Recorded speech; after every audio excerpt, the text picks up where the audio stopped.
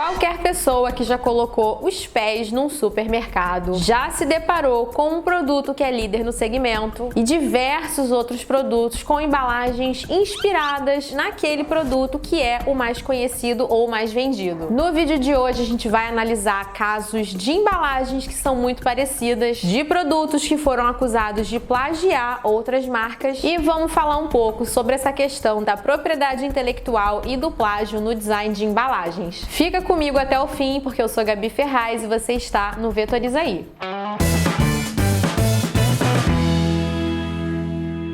E aí, gente, tudo bom? Sejam muito bem-vindos ao Vetoriza Aí, o canal onde você aprende sem sofrer. Se você tá chegando por aqui agora, não conhece ainda o trabalho do canal, eu já quero te convidar para deixar o seu joinha nesse vídeo, para se inscrever aqui no canal e para ativar as notificações, porque isso ajuda demais a gente aqui. Então, deixe seu joinha, se inscreve para você ficar por dentro de tudo que tá rolando por aqui no canal. E hoje a gente vai analisar alguns casos de embalagens e de marcas que foram acusadas de plágio e vamos explicar do ponto de vista da justiça quando que um caso de uma embalagem parecida com a outra é ou não uma cópia, é ou não um plágio. Se você segue a gente no Instagram, você sabe que volta e meia eu faço uma blitz do design nos mercados, olhando as embalagens. Inclusive eu quero te convidar, o arroba tá aparecendo aqui, se você ainda não segue a gente no Instagram, vai lá e segue. E nessas blitz é muito comum a gente se deparar com a situação que eu narrei no início, de você ir ver uma gôndola cheia de produtos onde todas as embalagens se parecem e talvez você já tenha se perguntado como que isso é possível, como que nunca houve um processo, por exemplo, citando aqui um caso como o da Negresco, onde a gente tem toda uma linha de embalagens que seguem esse padrão de branco com azul claro. Então vamos começar a explicar de forma muito simplificada qual é o problema de você fazer uma embalagem que é muito parecida com a outra. Bom, além de você fazer o designer passar muita raiva de ter o seu trabalho copiado, a gente tem uma coisa que se chama violação de trade dress. Trade dress, ou vestimenta, ou identidade visual mesmo, é um termo que tem sido usado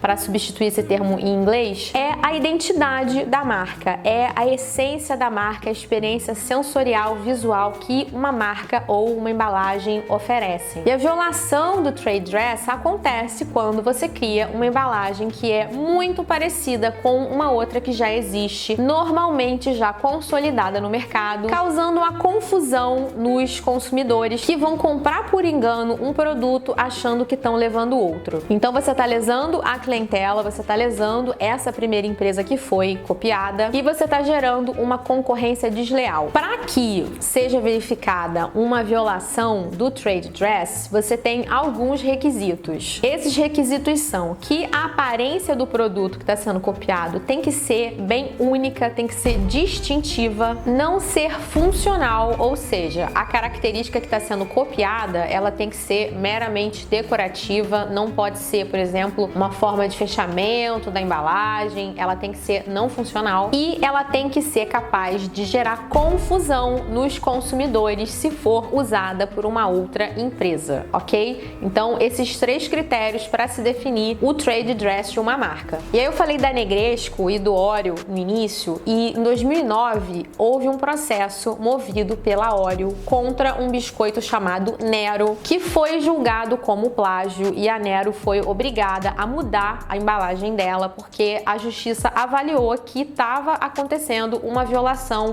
da identidade visual do Oreo. Não só o nome Nero é quase um anagrama de Oreo, quase não é, mas é muito parecido. E as palavras do juiz no caso foram que a semelhança visual é perceptível em vários pontos, como na predominância das cores azul, branco e marrom, marrom da cor da caixinha do biscoito, na forma em que são apresentadas. Então a gente tem um posicionamento muito parecido entre as duas embalagens dos elementos. E o juiz comentou inclusive da disposição dos biscoitos no canto direito da embalagem. Então eles concluíram que houve uma violação e puniram a empresa, obrigando a que ela retirasse do mercado aquele produto. Tá, mas aí você se pergunta o que explica hoje em dia que a gente vá ao mercado e a gente tenha dezenas de produtos que se parecem com a Oreo ou com a Negresco, que é o primeiro biscoito aqui no Brasil que usou essa estética Oreo. É que essa regra do trade dress também estabelece que uma identidade não pode estar diluída no mercado. Se você entende que uma estética faz parte de um determinado segmento, ou seja, que um determinado tipo de produto tem aquela cara de embalagem, isso não constitui mais uma violação da identidade visual. E esse, novamente, é o caso da Oreo e do Negresco. Ficou tão comum que se utilizasse esse tipo de embalagem, e aí eu não sei dizer para vocês se a Oreo continuou processando essas empresas, todas elas que copiavam a sua embalagem, mas a verdade é que atualmente a gente tem isso definido como um estilo de biscoito escuro com recheio branco. A gente sabe que vai ter aquela embalagem azulzinha e branquinha, e a prova disso, de que esse estilo já tá difundido, já virou parte de uma identidade de um nicho de produto, é que a Oreo processou em 2020 a Futuritos Black e perdeu a ação na justiça porque foi feita uma perícia, foi feita também uma análise dos concorrentes e se identificou que o estilo estava difundido, estava diluído. Vocês estão inclusive vendo aí na tela todas as variações de embalagens que a gente tem hoje em dia desse segmento, e aí não se verificou a violação do trade dress e não se verificou o crime de plágio. Um outro exemplo de um caso semelhante são os produtos de limpeza multiuso tipo Veja. Você, minha amiga, você, meu amigo dono de casa, quando você vai lá no mercado comprar Veja, você sabe que a gente tem trocentos produtos que vão usar a garrafinha azul com a tampinha vermelha. Houve inclusive um processo que a Veja, a dona da Veja, moveu contra a Solan por conta de plágio da sua embalagem de Veja, e ela também perdeu a ação pela mesma razão, porque se entendeu que essa identidade já fazia parte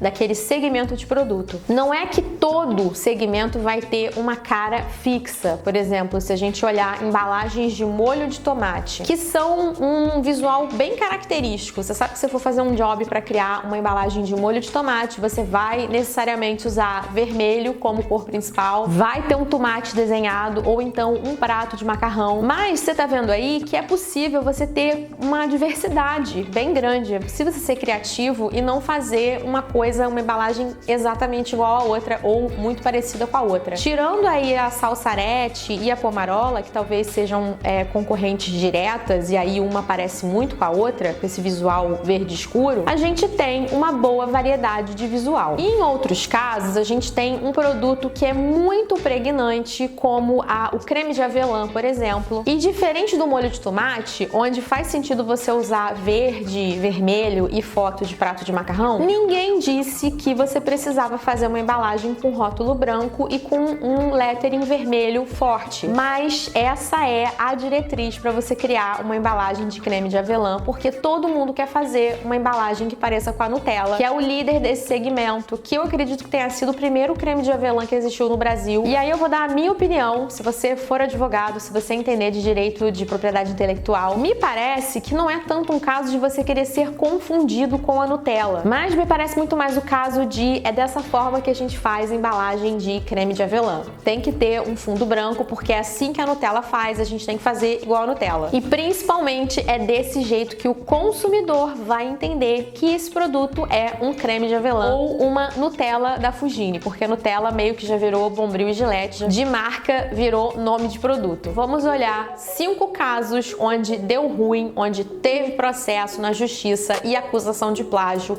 entre algumas marcas. E eu vou começar falando do Engov e da Pós-Drink. O Engov é aquele produtinho que a gente toma quando a gente exagera um pouco na bebida. É um dos medicamentos mais famosos para ressaca, tanto que, da mesma forma como a Nutella, a gente fala assim: nossa, toma um Engov, vou tomar um Engov, tô passando mal. É um produto realmente muito famoso, muito notório no seu segmento. E aí, em 2019, a Engov ganhou uma ação que ela moveu contra um remédio chamado Pós-Drink, que prometia fazer a mesma coisa que o Engov faz, que é um remédio para ressaca. E o juiz entendeu que havia violação do trade dress e havia essa intenção de se passar por outro medicamento para poder enganar o consumidor. Na ação, a relatora fala que não se trata de simples utilização das mesmas cores, o azul e o amarelo, mas sim da imitação de todo o aspecto visual, original e distintivo da embalagem criada pela recorrida. E ela destacou o fato do Engov ser o medicamento líder do seu segmento, então haveria aí uma vontade ali de pegar uma carona na fama do Engov, e o Pós-Drink perdeu o processo e teve que retirar o produto do mercado. Segundo caso que a gente vai citar aqui é uma guerra de geleias. vez. Eu não tô falando da geleia da Shakira. Eu tô falando do caso da Ritter e da Queensberry, que são duas marcas de geleias que a gente tem aqui no Brasil. E a Queensberry é uma marca mais recente, a Ritter é uma marca muito antiga, ela existe desde 1919 e ela sempre usou um formato de frasco que era cilíndrico. Padrão, a gente vê, por exemplo, em geleia de mocotó, nas geleias mais baratas, é muito comum a gente ter aquele jarro de vidro cilíndrico, tá? Então, esse era o formato que a Ritter usava. Quando surgiu a Queensberry em 1986, ela veio com uma proposta de ser um produto de mais alto padrão para custar mais caro. Eu, inclusive, achava que a Queensberry era uma geleia importada, mas não, ela é aqui do Rio de Janeiro, ela é feita ali em Caxias. Então, realmente, assim, parece uma coisa de um produto que nem é feito aqui no Brasil. Ela consegue convencer como um produto caro, pelo menos para mim. E ela tem esse diferencial de ter um frasco que é quadrado, que é muito diferente, se destaca na prateleira das outras marcas de geleia que a gente tem no mercado brasileiro. E a Ritter, que até então usava o tal do copo cilíndrico que a gente falou, mudou e começou a usar um frasco quadrado muito parecido com o que a Queensberry usava. E essa história deu muito pano para manga, porque em 2014 a Queensberry processou a Ritter acusando de copiar o frasco. Então você vê que a propriedade intelectual e o trade dress, eles não estão ligados só ao visual do rótulo, à arte da embalagem. Um formato de frasco que também seja parte da experiência, da identidade daquele produto, ele pode ser copiado e pode fazer as pessoas se confundirem na hora de comprar e, consequentemente, podem ser assunto de um processo judicial. Então, em 2014, a Ritter foi condenada porque ela estava usando um pote de geleia semelhante, tá? Você tá vendo aí as imagens, realmente é muito parecida. A justiça entendeu que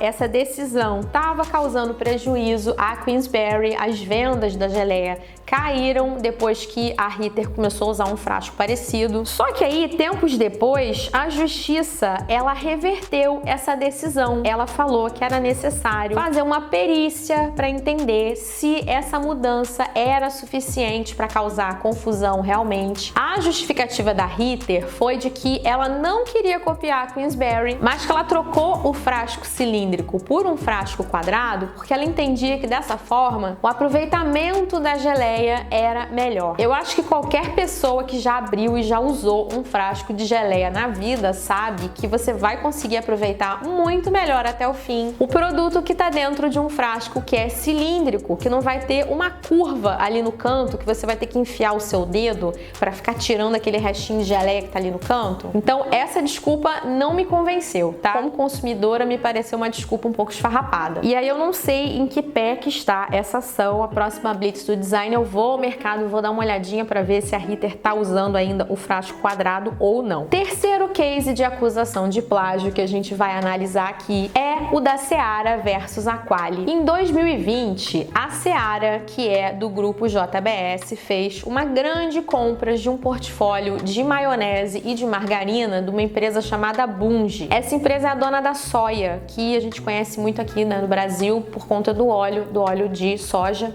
E ela comprou várias marcas nessa aquisição. Ela comprou a Delícia, a Primor, a Gradina, que aqui no Rio de Janeiro eu não conheço, se você conhece, comenta aqui, Salada, Rica, Cooking e Cremosi. Além disso, a Seara já era dona de duas outras marcas de margarina, a Doriana e a Delicata. E com essa compra, ela virou a segunda maior produtora de margarina do Brasil. Então, uma posição bem relevante no mercado. E bom, a Cremosi, depois de ter sido comprada pela Seara, passou por um redesign do rótulo, que segundo a BRF, que é dona da margarina Quali, ficou muito parecido com o rótulo da Quali. Você tá vendo na tela agora a Cremosi como ela era antes, quando ela ainda era da soia. Ela tinha uma identidade meio com um quadriculadinho. Na verdade, tem várias variações desse rótulo, mas ela era desse jeito aí. E depois que ela foi comprada, né, 6 meses depois apenas, ela teve uma mudança no seu rótulo e, de fato, ela ficou muito parecida com a Quali. Inclusive, a assinatura com a perna do Y de Cremosi se esticando no fim, muito parecida com o Y da Quali, deu uma confusão danada e aí a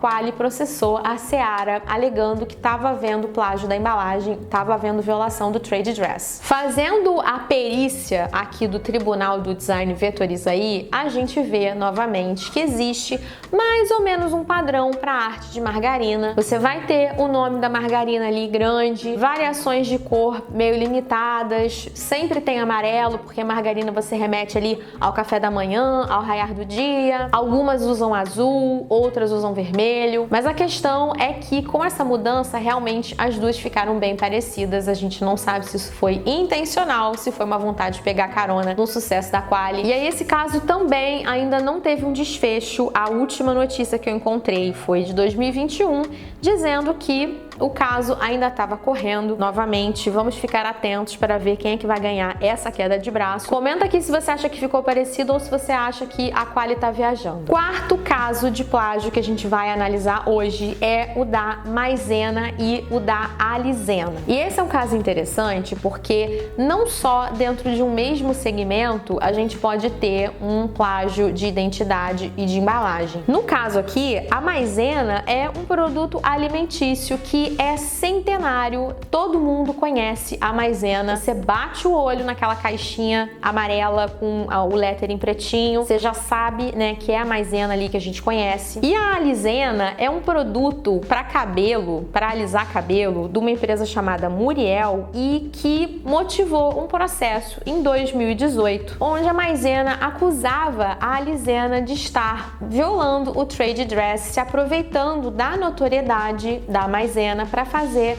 um produto que era desconhecido até então se tornar de alguma forma relevante. Nesse caso eu encontrei a expressão aproveitamento parasitário, onde você se aproveita da fama, do destaque que um certo produto tem para você fazer chamar a atenção do consumidor, ainda que você não vá ferir diretamente aquela empresa. Ninguém vai comprar a Alizena, inclusive ela vai estar num setor diferente do mercado, não corre o risco de você levar um achando que está levando o outro. Mas ainda assim, a Maizena se sentiu ferida, né, no seu direito de propriedade intelectual, processou a Muriel e ganhou a ação. A Muriel, ela foi multada em 20% do faturamento da venda dos produtos Alizena e hoje esse produto não existe mais. Eu procurei na internet, fui no site da Muriel para ver, não existe mais a Alizena. O interessante é que fazendo a pesquisa para preparar esse vídeo para vocês, é que eu descobri que existe uma caixa de Pandora dos produtos cosméticos para cabelo que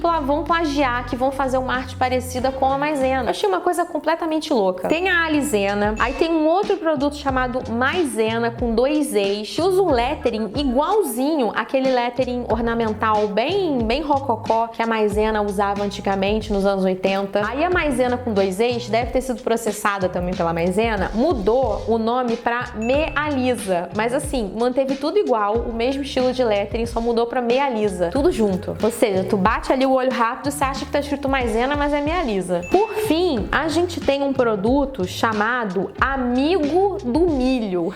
Tipo assim, não é amigo do milho, é amigo de milho. É pior ainda, Amigo de Milho, que ele é uma caixinha quadrada. Caixinha quadrada não é formato de produto cosmético para cabelo. Fora a tintura, que usa aquele padrãozinho daquelas caixas de Coleston, sabe? Produto para alisar cabelo, shampoo, não usa esse tipo de embalagem, então eu já vejo uma má fé aí no formato da caixa que foi escolhida. Então o Amigo de Milho usa a caixinha, é um produto da Salon Line, ela usa a caixinha amarela, mas ela tem uns ornamentos, umas coisas aqui bem diferentes, mas tem uma versão do Amido de Milho que é de uma outra marca chamada Boogie Woogie, que também trabalha essa mesma estética do amarelo dourado da caixa de Maizena. Enfim, eu achei isso daqui um surto. E bom, chegamos ao último caso da nossa seleção. Se você gostou desse vídeo, esse é o momento de você dar o seu joinha, de você compartilhar esse vídeo com as pessoas que você conhece, com a galera da faculdade, com o grupo do trabalho e de você se inscrever aqui no canal se você ainda não fez isso. Bom, o último caso é de duas concorrentes que já não é de hoje, vivem se estranhando. falando? Eu tô falando da Danone e da Nestlé e do processo que a Nestlé moveu contra a Danone por causa de uma embalagem de iogurte grego. Elas já tinham se estranhado num comercial de 2007 do Nesvita, que dava uma alfinetada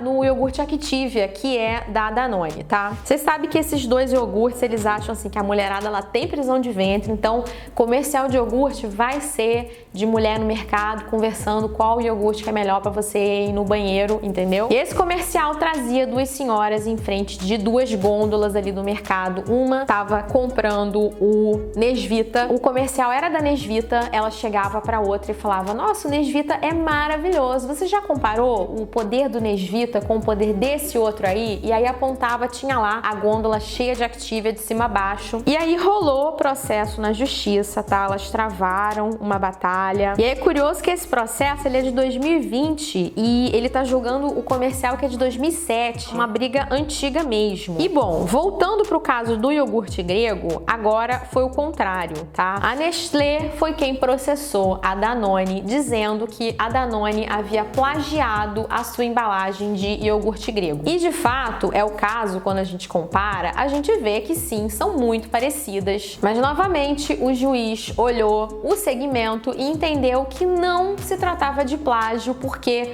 o tipo de produto que estava sendo vendido evocava aquele tipo de solução visual. E isso, a descrição que eu trouxe aqui para vocês, é especialmente interessante pra gente que é designer, porque dá para entender a linha de raciocínio que foi utilizada na hora de criação dessa embalagem. Então o juiz fala que a embalagem da Nestlé traz casinhas gregas com o sol poente e uma colher com iogurte, enquanto a da Danone tem pilastras gregas e uma colher dentro de uma tigela pequena contendo iogurte. O que elas têm em comum, as duas embalagens, são a expressão grego, identificadora da espécie de iogurte ofertado, isso aqui eu tô lendo a decisão do juiz, e as cores azul e branco. E aí ele fala que a colher com iogurte e uma colher numa tigela são comumente utilizadas nas embalagens desse tipo de alimento. Ou seja, é muito clichê, é um clichê esperado que você vá ter uma colher segurando o iogurte na tampa, na embalagem do iogurte, tá? Mingau também é muito comum que a gente tenha isso, então isso é esperado. E que não são, portanto, passíveis de proteção marcária, ou seja, não é um elemento distintivo. A expressão grego escrita com estilizações diferentes nos dois produtos tampouco é de uso exclusivo da recorrente da Nestlé, pois é o elemento descritivo do produto. Já as ilustrações de colunas gregas, a estilização da palavra grego e as cores azul e branco relacionam o produto à Grécia, nação que criou esse tipo de produto. E ele ainda destaca que a embalagem da Danone não traz as casinhas gregas, mas sim colunas gregas, que são um elemento que remete à Grécia, mas que são um elemento completamente diferente. E aí ele traz aqui mais descrições a respeito da posição das letras G e O. O juiz foi bem analítico nessa decisão.